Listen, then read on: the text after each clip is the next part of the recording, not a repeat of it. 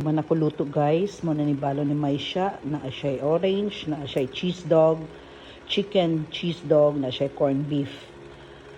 Mo na yung akong giluto for this morning. Tapos mo na iyang breakfast. Kana. Tapos mo na iyang baluno ni Rika, ni ginugasan ko na daan sa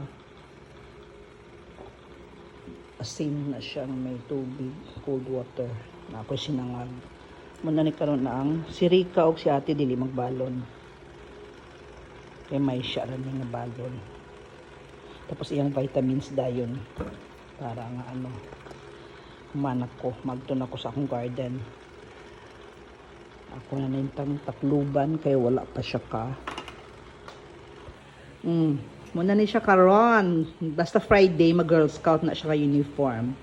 Nag-eat na akong Girl Scout. Sa iyang breakfast. No, baby, no?